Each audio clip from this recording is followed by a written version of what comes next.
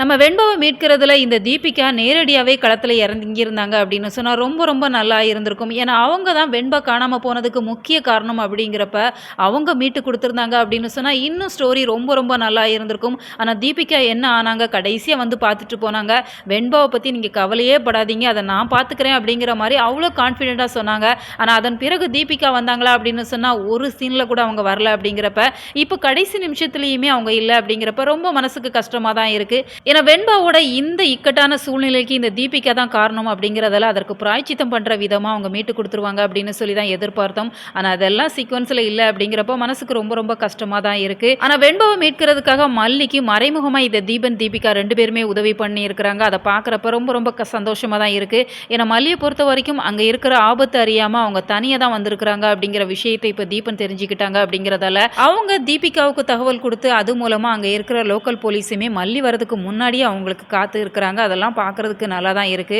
ஏன்னா இப்போ போலீஸோட உதவியோட போறாங்க அப்படின்னு சொன்னாலுமே அந்த ஹாஸ்பிட்டலோட கோஆர்டினேட்டரா இருக்கிற வேலன் அப்படிங்கிறவங்க ரொம்ப ரொம்ப மோசமா இருக்கிறாங்க. ஏன்னா அவங்கள சுத்தி இருக்கிறவங்களுமே அவங்களுக்கு சப்போர்ட் பண்ற விதமா தான் நடந்துட்டு இருக்கிறாங்க. அதுல அந்த புது நர்ஸ் மட்டும் தான் வெண்பாவை காப்பாற்றணும் அப்படிங்கிற மாதிரி நினைக்கிறாங்க அப்படின்னு சொன்னாலுமே அவங்களையுமே தனியா கூப்பிட்டு வார்ன் பண்ணியிருக்கிறாங்க. நீ ஹாஸ்பிட்டலுக்கு வேலைக்கு வந்திருக்கு 2 நாள் தான் ஆகுது. இந்த சூழ்நிலையில் நீ அந்த குழந்தை பக்கம் போன அப்படின்னு சொன்னா உனக்கு வேலையே இல்லாம பண்ணிடுவோம் அப்படிங்கிற மாதிரி மிரட்டிட்டு இருக்கிறாங்க. இப்போ அந்த நர்ஸுமே என்ன பண்ணுவாங்க, ஏன்னா அவங்களுமே வசதி கம்மியானவங்க, அவங்களுக்கு வேலை அப்படிங்கிறது ரொம்ப முக்கியம் அப்படிங்கிறதால நான் இனிமேல் எதுவும் பண்ண மாட்டேன், என்னோட வேலையில் மட்டும் கையை வச்சிடாதீங்க அப்படிங்கிற மாதிரி தான் அவங்க கேட்டுட்டு இருக்கிறாங்க. இந்த சூழ்நிலையில் இப்போ மல்லி போய் செக் பண்ணி பார்க்குறாங்க. மல்லி விசாரிக்கிறப்ப வெண்பா அப்படிங்கிற குழந்தை இங்கே இல்லை அப்படிங்கிற மாதிரி தான் அங்கே இருக்கிறவங்க சொல்லிட்டு இருக்கிறாங்க. இப்போ வேலன் கிட்ட அந்த ஃபோட்டோவை காமிக்கவுமே வேலன் அங்கே இருக்கிற ஒரு மேல் நர்ஸை பார்க்குறாங்க. அந்த மேல் நர்ஸ் வேகமாக இப்போ ஐசியூ உள்ள போகிறாங்க.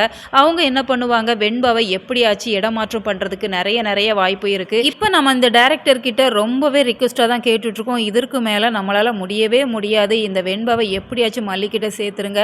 இனிமேலும் வெண்பாவை இடமாற்றி எங்கள் மனசை கஷ்டப்படுத்தாதீங்க அப்படிங்கிற மாதிரி தான் அவங்கக்கிட்ட ரொம்ப ரொம்ப ரிக்வெஸ்ட் பண்ணி கேட்டுக்கிறோம். நீங்கள் இதை எப்படி பார்க்குறீங்க? உங்களோட கருத்துக்களை மறக்காமல் கமெண்ட் பாக்ஸில் சொல்லுங்கள். மேலும் இது போன்ற வீடியோக்களுக்கு நம்ம சேனலை சப்ஸ்கிரைப் பண்ணுங்கள்.